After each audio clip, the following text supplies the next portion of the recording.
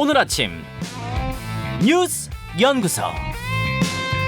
오늘 아침 뉴스의 맥을 짚어드리는 시간 뉴스연구소. 오늘도 두 분의 연구위원 함께합니다. CBS 조태임 기자, 뉴스도 김준일 대표. 어서 오십시오. 안녕하세요. 예, 설 연휴, 긴 연휴 끝 첫 아침인데 오늘의 첫 뉴스는 뭘 골라오셨어요? 네, 확진자 2만 명 넘었다. 2만 명 결국은 넘어서고 말았습니다. 코로나. 네, 코로나19 신규 확진자 어제 2만 명 넘어섰습니다. 오늘도 역시 2만 명을 넘길 것으로 보입니다. 그렇죠. 지난주 여기서 제가 처음으로 1만 명 넘겼다 이렇게 했었는데 꼭 일주일 만에 2만 명을 넘어선 겁니다. 네. 설 연휴 동안 검사 건수가 이제 설 직전과 비교하면 한 평균 10만여 건 줄었는데도 확진자가 늘어난 걸 감안하면 이제 연휴 이후 확진자가 폭증할 가능성이 매우 큰데요. 그렇죠. 설 연휴 이동량이 지난해보다 17% 늘었는데 여러 상황을 고려할 때 이번 주 내 3만 명대도 나올 수 있다 이런 전망도 나옵니다. 이게 가능한 게요. 임시선별 진료소들은 설 연휴 동안 시간을 좀 줄여서 했어요. 한 5시까지 하더라고요. 그래서 뒤에 줄이 한 3, 40명 서 있는데도 시간 되니까 끊을 수밖에 없는 상황. 결국 더 검사를 했으면 더 나올 수 있다는 얘기거든요. 네. 그런데 이제 오미크론 전파력은 델타의 2~3배 정도로 저희가 예상하는데 중증화율은 낮다는 말씀 계속 드렸잖아요. 네. 그러다 보니 이제 정부는 이런 오미크론을 반영한 이제 새로운 진단검사 체계를 오늘부터 시행합니다. 예. 그러니까 지금까지는 뭐 열이 나거나 증상이 있으면 선별진료소 가서 PCR 검사를 받았는데 네. 오늘부터는 이제 60세 이상 밀접 접촉자, 의사가 소견서를 써준 사람, 이제 신속 항원 검사에서 양성이 나온 사람만 이제 PCR 검사를 받을 수 있게 됩니다. 60세 이상 밀접 접촉자, 그다음에 의사가 가서 PCR 좀 받으시오 한 사람, 네. 감염 취약시설 종사자, 네. 그다음에 자가진단 키트 했는데 거기서 양성 나온 분들만 PCR 가능. 그렇습니다. 그래서 이제 기존에는 선별진료소에서만 이제 검사 가능했다면 이제는 뭐 호흡기 전담 클리닉이나 지정 병의원에서도 검사가 가능합니다. 예, 예. 이제 진료 체계도 바뀌어요. 이제 진료 체계도 호흡기 전담 클리닉과 동네 병의원 중심으로 전환되는데 이제 코로나 진료 기관으로 지정된 병의원이나 호흡기 전담 클리닉은 진찰과 검사에서부터 이제 먹는 치료제 처방, 재택 치료까지 원스톱으로 진행하게 됩니다. 예, 2만 명이 넘어섰어요. 2만 3천 명 정도 오늘 아마 나올 걸로 지금 예상이 되고 있고요. 네. 그래서 뭐 계속 얘기가 나오고 있지만은 다음 주에는 3만 명은 거의 확실시되고 10만 명 얘기까지 계속 나오는 거죠. 이런 와중에 오미크론이 차라리 축복이다, 오미크론이 선물이다라는 이야기가 똑같이 힘을 얻고 있더라고요. 그게 뭐 지난번에 한번 그게 그 독일에서 한번 그 얘기가 나왔었죠. 네. 그 보건복지부 장관, 보건장관 예정자가 그때 페이스북에 쓴 글을 가지고 그때 썼는데 그때는 좀 섣부르다라는 얘기가 나왔지만은 전체적으로 보면은 뭐 통계가 말해주듯이 그러니까 치명률 같은 경우에는 한 4분의 1에서 5분의 1 정도다. 기존 델타 변이에 비해서. 그런 게 확실시 되니까 아무래도 그런 부분들을 주목하시는 분들이 많은 것 같아요. 그래서 그 최재천 이화여대 석좌 교수 지금 코로나19 일상회복지원위원회 공동위원장을 맡고 있는데 이분이 언론 인터뷰를 그 설 연휴 동안 했거든요. 네. 근데 이분이 얘기를 했던 게 뭐 좀 도움이 될 수 있겠다. 전체적으로 보면은 그러니까 올해 안에 코로나19가 끝날 수도 있겠다라는 낙관적인 얘기를 좀 하셨어요. 세상 모든 바이러스는 전파력이 강해지면 치명력은 반비례한다. 이거는 원칙이다. 그런 걸로 봤을 때 전파력 높은 오미크론이 치명률은 낮은 것이고 다음 변이가 또 오더라도 그건 또 전파력은 더 강해도 치명률은 더 낮을 것이다. 이런 식으로 점차 소멸될 거다. 이런 원리인가요? 그러니까 소멸까지는 아니고요. 어떤 바이러스도 완벽하게 소멸된 사례는 거의 없다라는 게 뭐 천연두 정도 빼놓고는 없기 때문에 같이 사는데 치명률이 낮아지기 때문에 거기에 인류가 같이 적응하면서 살 방법밖에 없고 그러려면은 소위 말하는 위드 코로나로 갈 수밖에 없다라는 거고 그래서 뭐 유럽연합에서 덴마크 같은 경우에는 지난 1일에 사회적으로 치명적인 질병이 아니다라고 선언을 해버렸어요 지금. 예. 그러니까 이제 유럽 같은 경우는 점점 위드 코로나로 지금 가는 단계다 이렇게 보시면 될 것 같아요. 다만 거기에 대해서 WHO는 우려를 표했더라고요. 예, 아직 예. 그렇게 할 단계는 아니다라고. 다만 이제 그렇죠. 그런 게 약간 혼재하고 있는 상황 이렇게 보면 되겠죠. 예, 조태임 기자. 다음으로 넘어가죠. 네, 오늘 첫 사자 토론 누가 웃을까? 대선 주자 첫 다자 토론이 오늘 밤 열립니다. 네, 정말 우여곡절 많았지만 결국 오늘 저녁 8시부터 2시간 동안 진행됩니다. 이제 오늘 토론회는 주제 토론과 주도권 토론으로 이뤄지는데 네. 우선 부동산과 외교 안보를 주제로 이제 20분씩 주제 토론을 하게 되는데 이때 후보 한 명당 질문과 답변을 합쳐 5분만 발언할 수 있는 총량제가 적용됩니다. 네. 앞서 이제 설 연휴 동안 원래 이재명, 윤석열 두 후보 간 양자 토론이 예정돼 있었는데 자료 첨부 여부를 놓고 이견을 보여 최종 불발됐었잖아요. 그렇죠. 오늘 토론에서는 사진과 판넬 등은 들고 가지 않는 대신 외우기 복잡한 자료 등은 이제 들고 갈 수 있도록 허용을 했습니다. 아, 자료 그럼 오늘 자료 들고 갈 수 있는 네, 거예요? 네, 오늘 들고 갈 수 있습니다. 그리고 이제 어제 CBS 저녁 시사 프로그램 한판 승부를 통해서는 이재명 후보와 새로운 물결의 김동연 후보 간 양자 토론이 중계됐었는데요. 네. 대선 후보 간 이뤄진 첫 토론회였던 만큼 관심이 뜨거웠어요. 동시간대 유튜브 접촉자가 17만 명을 기록하기도 했습니다. 예.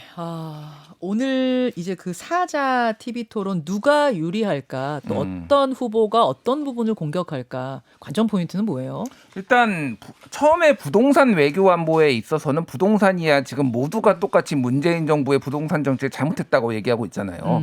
별로 생각보다 차이가 없을 거예요. 맞아요. 없을 것 같고 외교 안보에서는 사드 배치 최근에 급부상했죠.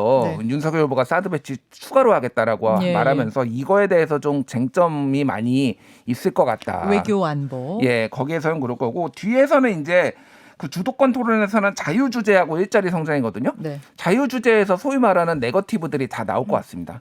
여기에서 이제 뭐 뒤에도 우리가 얘기를 하겠지만은 그 이재명 후보 배우자인 김혜경 씨의 어떤 뭐 법인카드 사용 의혹이라든지 과잉 의전 논란 과잉 이런 의전 것들. 논란 뭐 이런 것도 다 여기서 나올 것 같고요.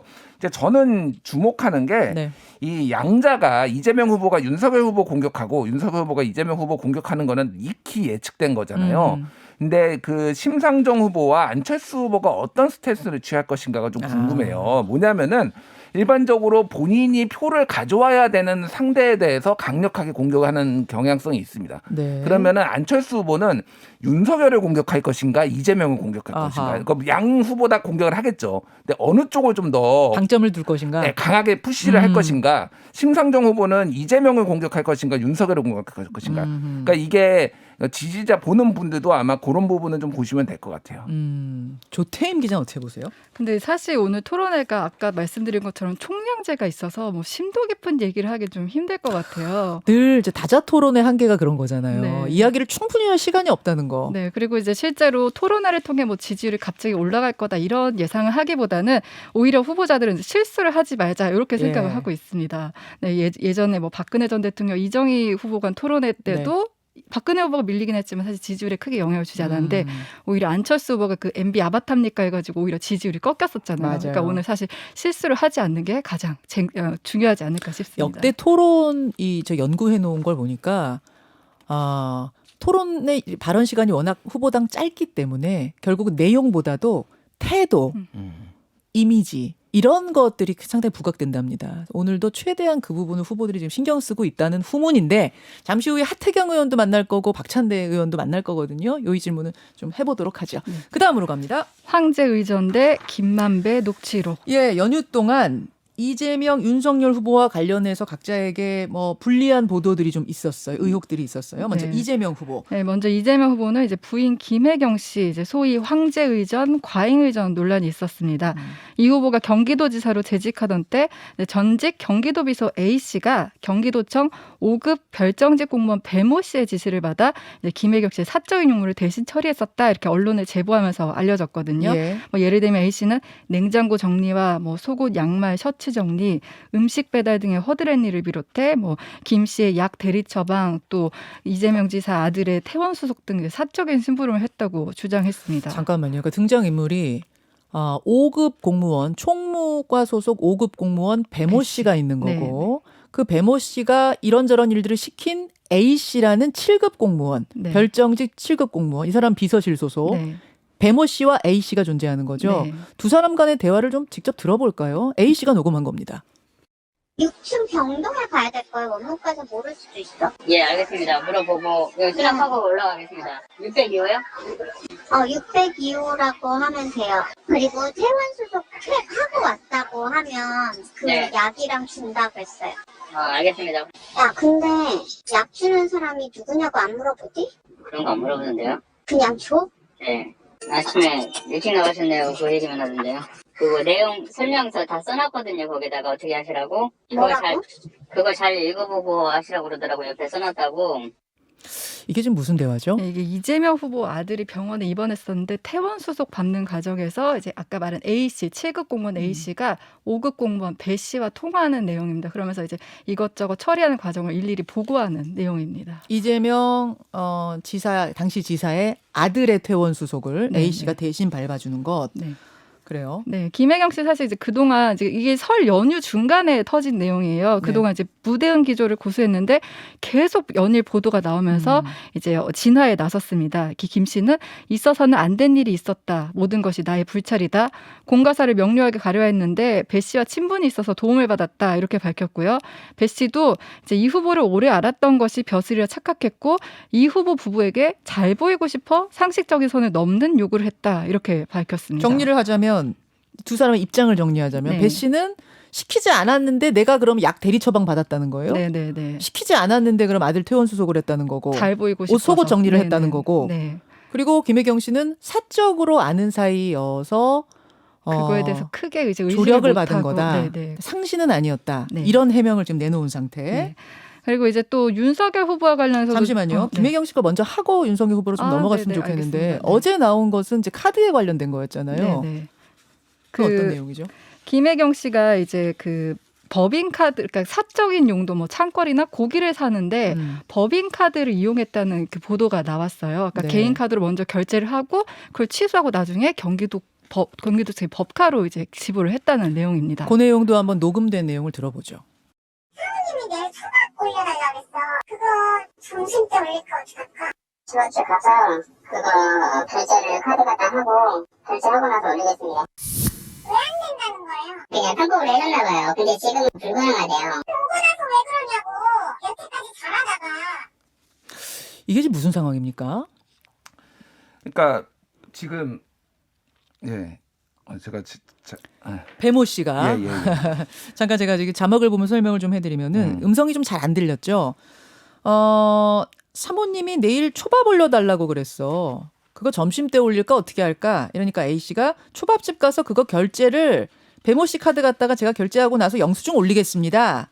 뭐 이렇게 하고 나서 나중에 경기도청 카드로 이거를 재결제하는 방식으로. 그러니까 배 씨 카드로 소고기 긋고 뭐 초밥 산 다음에 도청 거들로 재결제를 했다. 그리고 그 초밥이며 샐러드며 뭐 이런 것들은 저 순회동 예. 김혜경 씨한테 갖다 줬다 이런 거잖아요. 그러니까 본인이 카드를 긋고 다음 날 가서 취소를 한 다음에 법인 카드로 이제 그었다라는 거예요. 근데 지금 규정상으로 보면은 배우자나 이런 사람들한테 2016년 이후로는 이런 걸 쓸 수 없게 의존할 수 없게 지금 법이 돼 있거든요. 의존도 할 수 없고 법인카드 못 쓰는 건 뭐 당연한 거고. 거죠. 그러니까. 근데 이게 지금 이 텔레그램 이 A 씨가 공개한 이 언론에 제보한 텔레그램에 보면은 이렇게 법인 카드로 썼다라는 내용이 수차례 나옵니다. 한 7차례? 11차례 정도 지금 나오는 것 같아요. 네. 그러니까 그 내용들이 이제 사실인지 여부를 좀 확인을 해야 되는 거고 예. 이 지금 배모 씨, 5급의 배모 씨 같은 경우에 사실 이게 처음 나온 내용이 아니에요. 지난해 11월에 이미 언론 보도가 나왔습니다. 그리고 2012년에 성남시 의회에서 이를테면은 성남시장 시절에도 이미 의전을 했거든요. 성남시장 되기 전부터 그러니까 알던 사이라는 거죠, 배모 씨는. 예. 그리고 성남시에서도 7급으로 있었고 그다음에 경기도로 옮기면서 5급이 이재명 됐고. 5급으로 채용이 됐는데 거기에서도 똑같이 의전을 했다라는 어떤 의혹들이 계속 있었어요. 그래서 이게 터질 게 터졌다. 지금 이렇게 얘기가 나오고 있습니다. 자, 요 얘기는 이제 박찬대 의원 민주당 수석 대변인 나오시니까 제가 이 질문 더 직접적으로 좀 2부에 해보도록 하고 윤석열 후보와 관련된 거 뭐예요? 네, 윤석열 후보와 관련해서 이제 대장동 관련 정영학 씨 녹취록에서 윤석열 후보 이름이 나오면서 이제 주목을 받고 있거든요. 김만배 씨가 이제 정영학 회계사에게 윤석열이는 형, 그러니까 이제 김만배 씨 자신을 가리키는 건데 형이 가지고 있는 카드면 죽어 이렇게 말한 겁니다. 그러니까 뭔가 윤 후보가 약점이 있다 이런 뉘앙스인데요. 김만배 씨 형, 김만배 형이 가지고 있는 그 카드 받으면 윤 후보는 죽어. 이게 지금 어느 시절 어느 때의 대화예요? 그게 검찰 조사를 시작하기 직전 시점으로 알고 있어요. 그때가 네. 그러니까 왜 저 추미애 장관하고 막 갈등이 최정점에 달할 때예요. 그래서 뭐 총장은 뭐 부하가 아닙니다. 요거 있었잖아요. 이때 그 무렵 대한 거죠. 네, 그래서 이제 그 녹취록을 들어보면은 윤석열 후보가 뭔가 약점이 있다는 그런 뉘앙스가 느껴지니까 민주당에서는 당장 이제 새로운 윤석열 후보에게 안 좋은 새로운 증거가 나왔다 이렇게 주장하고 있고 국민의힘에서는 김만배 씨가 허풍 뜬거가지고 이제 그 민주당에서 대응하고 있다 이렇게 반박하고 있습니다. 자, 요 질문은 오늘 또 하태경 의원도 나오고 하니까 거기서 질문해 보도록 하겠습니다. 정말 뉴스거리가 많은 아침이네요. 여기까지 보죠. 수고하셨습니다. 감사합니다. 김현정의 뉴스쇼는 청취자 여러분의 참여로 이루어집니다. 트위터, 페이스북, 레인보우 게시판, 그리고 단문 50원, 장문 100원의 유료 문자 샵 1212, 우물정 1212 통해 참여하실 수 있습니다. 김현정의 뉴스쇼, 여러분과 함께 만듭니다.